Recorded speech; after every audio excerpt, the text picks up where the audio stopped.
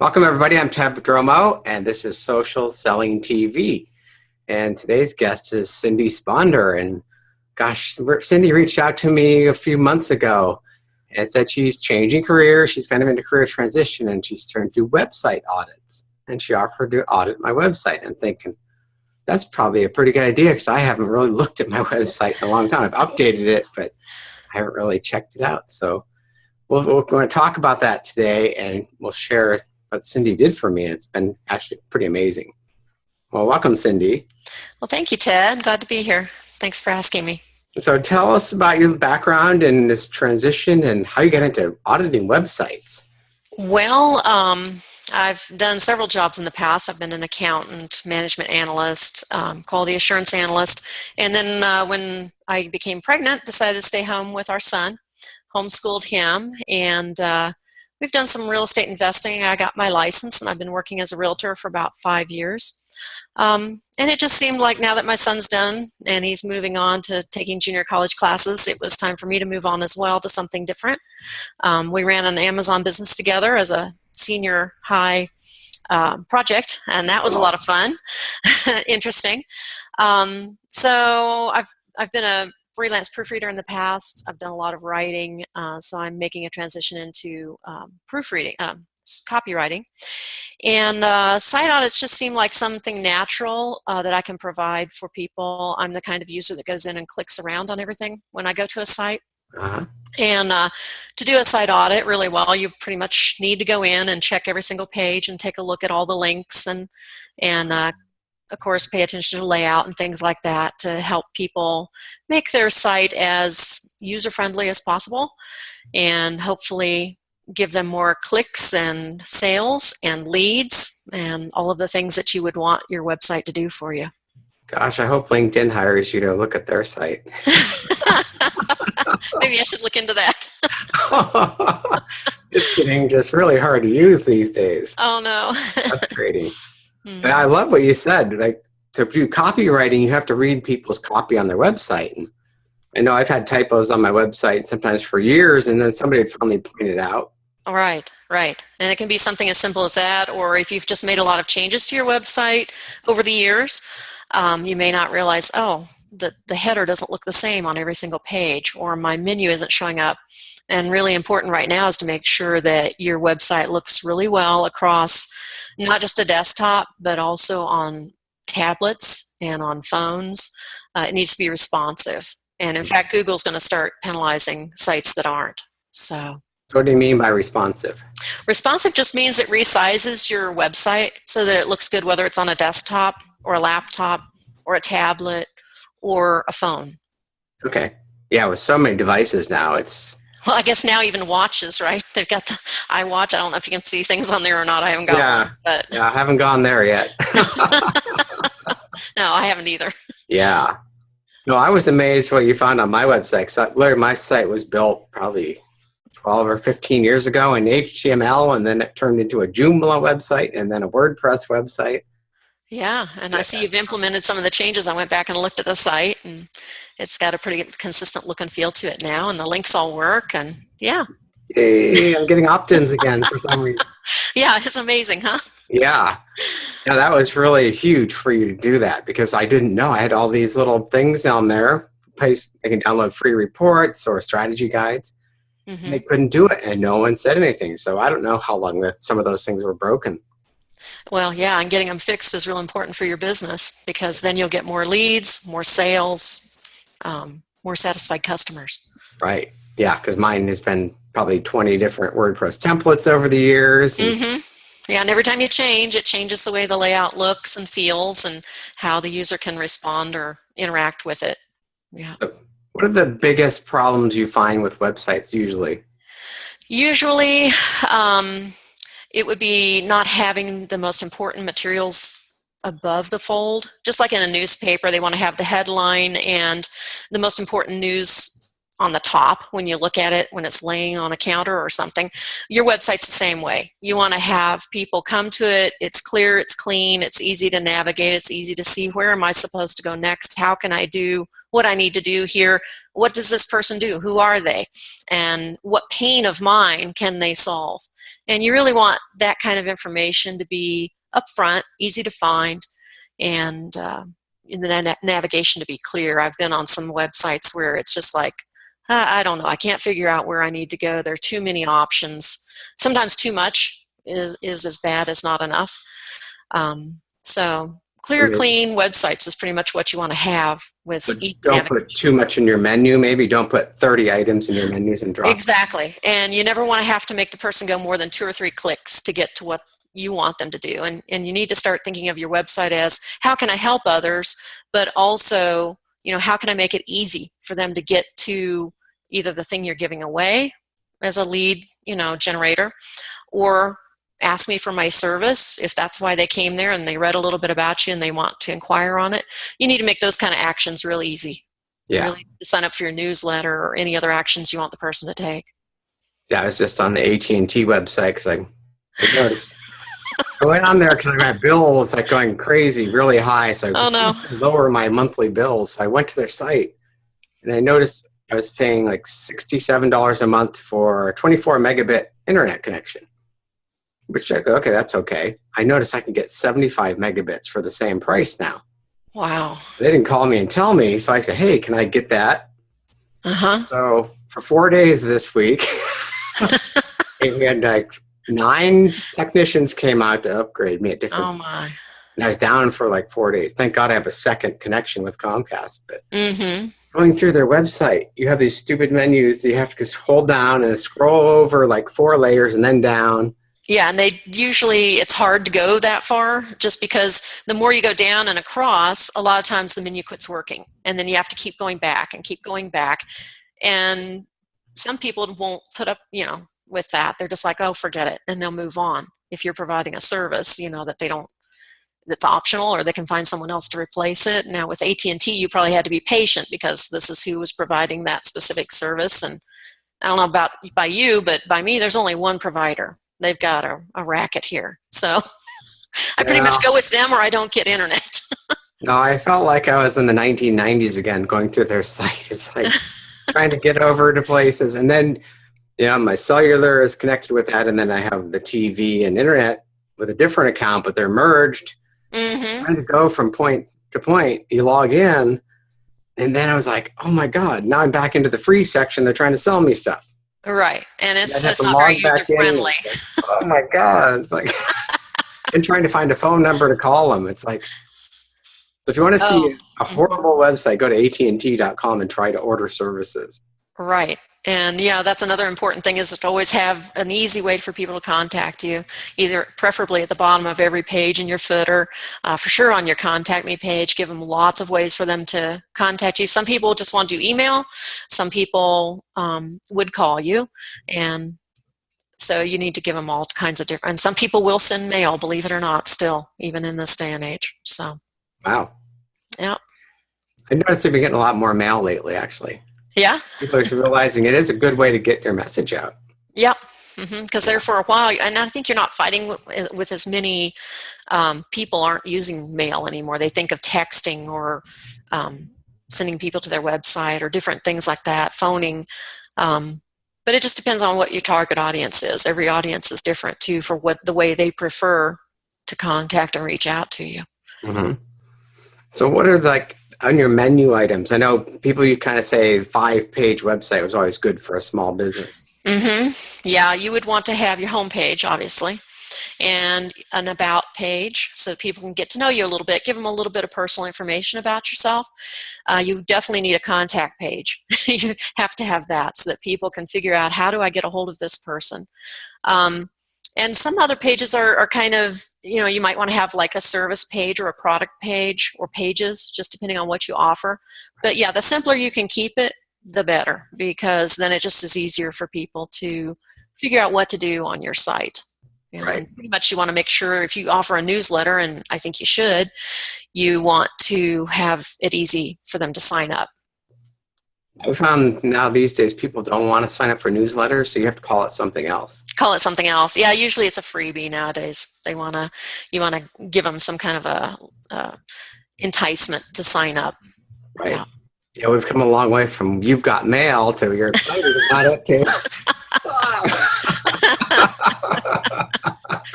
Yep. Yeah, I'm doing a 30-day challenge with Perry Marshall right now. And the first thing, before we even started, he said, unsubscribe from 80% of the email list you're on. Yep, I'm doing that same 30-day thing. And it was amazing, things that had just been sitting in my email box forever and I never opened them anymore. I'd just click and delete them, and now I'm unsubscribed. And basically, who provides value to you? Who is giving you information that's useful and of value, and not just constant sale kind of thing. Yeah, I have a specific Gmail account I use for those things, and I'd have like hundreds of messages coming in a day, and I'd never read them. Right. But just the fact that they were there, subconsciously, it was like weighting me down. Right. It's mental garbage. Yeah. Mental clutter. That's cleared out. Yeah. And now that you're helping me clear out my website, it's like, it feels like I cleaned out my house. Yeah, it feels great, huh? Yeah. So the challenge I'm having now is I've realized I don't have a services page on my website. It's turned off right now. Oh, There's so many menu items, so I've got to rearrange my menu items. But right. Yeah. Perfect. if you have a good website and lots of good content, but people don't know how you can help them, it doesn't really help to have a website. Yeah, exactly. You want to really be clear about what is it that I can do for you? What pain point can I solve for you? Right. Yeah. So tell me about your copywriting services. Well, as far as copywriting services, I do sales letters, direct mail, direct response type, or web. I also do email marketing. So if you have a series of emails that needs to be written, content marketing, obviously, if you need blog posts and these kinds of things. And it's important to keep in mind if you're doing your own kind of content to think about the keywords that are appropriate or the things that people would search for, ways that they might find your content online. It still is a really good way to get some free Google traffic. Having good, strong content that provides value is still working. And so, yeah, there's several different things that I can do to help people with their sales, online and off. Right. Yeah. So for emails, I notice some people you sign up for things and you get a series of really good emails. And other people, it's just really random. But what's the strategy there? Well, it depends on what you're trying to accomplish. If you've got somebody that just signed up for a free item that you gave them and they were real interested in that, and they might be interested in a follow-on product or an add-on product or a continuity program, these different kinds of things, then you can set it up either as an autoresponder series, and then that person can decide, do I want it to go out every 3 days? Do I want it to go out every day for 7 days and then once a week? There's different ways that you test them to see what works with your audience, what works with your group, your people. Right. What are you getting the best response from?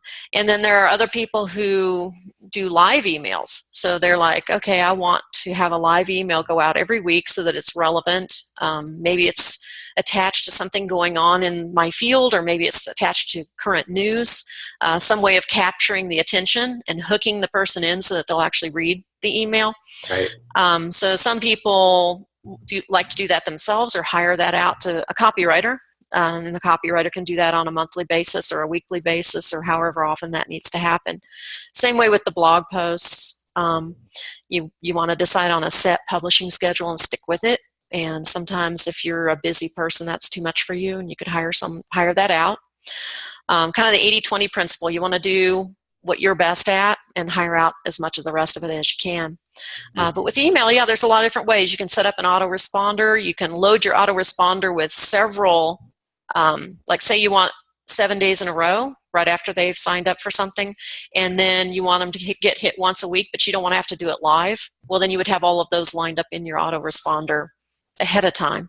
Right. So that then, or you can load them over time. There's lots of different ways to handle it. Yeah, Justin Brooke taught me a really good thing I implemented a couple of years ago. Yeah. So we download ebooks, and we all know we have hundreds of ebooks on our hard drive that we've never opened after we download them. Mm-hmm. So he said in the first email, the thank you email, where they can download it, he said, for the next 7 days, I'm going to send you these 7 emails. And he put the subject line of each email. So keep an eye on it, because this is what I'm going to teach you over the next 7 days. Uh-huh. Basically, all I'm doing is taking the ebook and sending it to him in chunks. Oh, So that's a good idea. paragraphs Yeah. at a time, but they're like, they know that it's coming, so they don't ignore it. Mm-hmm. And my open rates for those just went through the roof when I did that. Yeah, I bet. Yeah. Yeah, and then I kind of drip a few more later, and then I just go to the live after that. But Right. I know some people have 2 years of content queued up. Mm-hmm. Mm-hmm. It's possible to do it.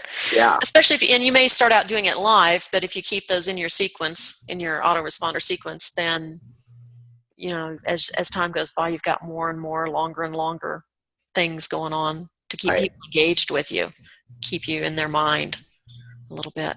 So how do you keep people engaged these days?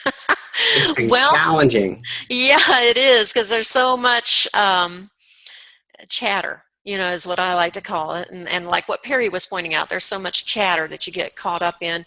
You've got all of the social apps. You've got, Periscope. You've got Snapchat and Instagram, and you're competing against a lot.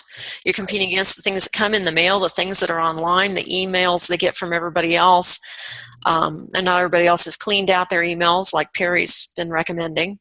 It sure makes a big difference, though, with how much time. I didn't realize how much time I was spending deleting things every day until it was gone. I'd go in like once every few months and just delete everything in that Gmail. Yeah. Unless one of them caught my attention and I would actually read it. Exactly. Really, hundreds of emails a day were coming in. Well, and I think, probably the best thing is to pick a channel that suits you. Some people are better at video. Some people are better at the written word. Some people enjoy blogging. Some people enjoy sending out emails. And so I think you have to pick a channel that really fits for you as a person. And I know Perry Marshall's Marketing DNA is a really good way to find that out. You can find out what channel works best for me. So don't force yourself to do live video if that isn't your best channel, if that isn't your best marketing thing to do. And if your best marketing thing to do is to write, then make sure you're doing the best job you can with providing great content or interesting, entertaining emails, kind of like an infotainment kind of thing with your emails. And, but basically stick to your strengths, rather than play into your weaknesses when it comes to marketing yourself. That's a really good point, because, you can't be good at everything. No, you can't. And you can always get other people on your team to help you with other pieces, the things that you're not good at. Because I've seen people pair up with somebody who's really good on video, and then they do all the written work, and that person does the video, and they're kind of the face of whatever it is. If you're a single person doing a business, that may not work for you. If you're a dentist, people pretty much want to see their dentist. They don't want to see some other guy. Exactly. Your auto mechanic. Sometimes you're sort of forced, maybe to occasionally go to a channel that isn't as comfortable, but kind of stick to your strength, focus on one and get good at it. And then you can always branch out from there. You can repurpose your content easily too. Yep, you sure can. The same story. I just came across a product today. I opened the email yesterday. I'm busted. Oh, there you go. It's called Content Samurai. I did a 7-day trial. Uh-huh. I posted one of my articles in there that I'd written last year. Uh-huh. To optimize your LinkedIn profile. It broke it into slides automatically. And then I went through and it lets you record. So basically I created a video. Oh, neat. And it's YouTube optimized. So supposedly when you post it on YouTube, you can get really high search rankings really fast. Yeah, I think it's the number 2 search engine after Google. Yeah. Being on YouTube. Yeah. Well, that sounds great. That sounds like a great idea. Yeah. But you can repurpose content. You can turn it into another thing that you give away, encourage people to sign up. And there's lots of, you can make them into blog posts. You can turn your emails into blog posts or the other way around. Podcasts. Yeah. They've really taken off again. Oh, yeah? Yeah, they're very popular now. I think it's when Apple did an update, they actually put a little podcast button on there so you can subscribe. Before you'd have to plug into iTunes and download it. And yeah. No, they've got that little icon now. And yeah, I love my podcasts. So yeah, I think it's a good way to go. Yeah. So just keep creating that content and getting it out there. Right. Hire the right people. Right. Yeah. Exactly. Yep. And I noticed with the mobile devices, gosh, everything is going mobile. Mm-hmm. You got to look at your website on a mobile device, on your phone. Yeah, you got to make sure it's responsive. Make sure that when the person is on there on their phone, especially on the phone, because that's so many people are just starting to do everything on their phone. I know I'm even starting to move that way. There's certain things, like if I'm going to sit down and write, I'm on my computer. Right. It doesn't make sense to be on anything else. But if I'm checking email, if I'm looking at a website, sometimes it's just easier. I've got my phone right there and I just do it, right from the phone. And there are websites that I've just gone away from because it's like, wow, I have to scroll back and forth and it's all tiny and I can't see it. So yeah, you need to make sure you've got a responsive website or a WordPress theme. Yep. So, and that depends on your audience too. Like I said, our kids are like on their phone all the time. They don't even use a laptop most of the time now. Exactly. And a lot of people love their tablet and other people love their desktop. And I think it's kind of generational too. Yeah. If you're going for the younger market, I think you have to be on the phone. You have to be able to see that your website works on their phone. Right. And catch their attention in that little space, because they're in that little tiny space. Yeah. You really have very little. And another thing to keep in mind is when you're working on blog posts and things like that, keep in mind that somebody's going to be seeing it on their phone, and you don't want to make the paragraph so long. Even on a web page, you don't want to make it very long, but you have to really start thinking about, maybe I've got just one sentence a paragraph or two sentences, because on a phone, that's going to look pretty long. Right. And if you make the content look too long, people are just like, oh, that's too much trouble, I'm not going to read that, and they'll move on. That's what I teach people with their LinkedIn summary and their profiles. Don't put huge blocks of text. Use one or two sentences at a time. Mm-hmm. Yeah. Exactly. Yep. Because we all just scan these days. We don't read. That's right. Mm-hmm. If it catches our attention, we'll stop and read it. But we're just like... Exactly. And everybody's busy and everybody's distracted. And I think attention spans are getting shorter and shorter. Oh, gosh, yeah. Mm-hmm. It used to be 7 seconds. Now it's 2 seconds. That's like 0.2 of a second. It's like a glance. Okay, no, I glanced at that and I'm done, Right. Yeah, did you read that third paragraph? Oh, I didn't get that far. Yeah. I missed that. Yeah. So that's where, as a copywriter, you say the headline is really important to get people's attention. Right. You need to have a keyword in there, or addressing, making it kind of an interesting or curiosity kind of idea. If you're looking at a blog post or even just the main headline on your website, it's got to be something right up front that is going to catch people's attention and kind of pull them in. At least encourage them to look at the next sentence anyway, Right. So kind of see, what's this guy talking about? What's this gal, what's this about, Yeah. Catch their curiosity. Yeah, I used to be an IT person, and I remember with Outlook, they have that little thing where you can view the first 3 lines of an email. Mm-hmm. I'd be talking to some of our users. I go, you have like 90% of your emails are unopened. He goes, oh yeah, I just read the first 3 sentences. If it doesn't catch my attention, I don't read it. It's like, right. You're the director of the department. You need to be. And that's just the way people work, and that was about 10 years ago. Yeah, it's even worse now. Yeah. So it's fascinating. So people need to hire you to help with that. Well, thank you. Yes, I think I can help. Great. Well, this has been great. So how do people get in touch with you?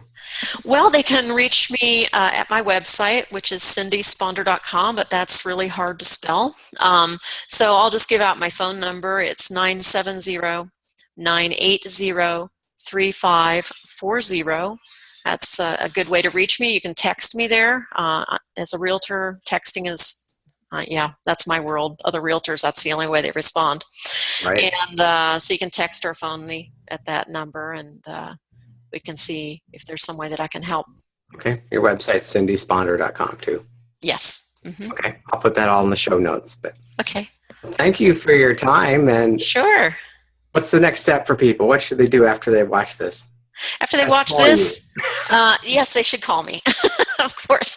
But seriously, if they'd like to have a fresh pair of eyes, look at their website. That's probably just a great way to introduce ourselves to each other.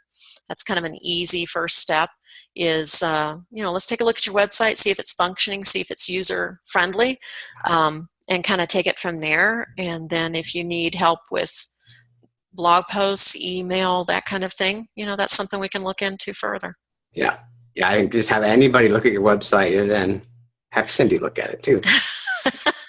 That Right. just opened my eyes so much, I have to say, because I'm like, oh my God, I had so many broken links from old things. Well, and I use a 35-point checklist, and I go through every single page on the site to make sure that it meets those criteria, and take a look at the content, make sure it meets the 5 C's of content. Because you just want everything to be clear and accessible for people that are coming to your website. Great. Excellent tips. I'm excited. Thank you for your help too. Well, thank you for the interview. It was great speaking with you. CindySponder.com, and I'll put your phone number in the show notes too. Okay, great. Thank you. Have a great day. You too. Thank you.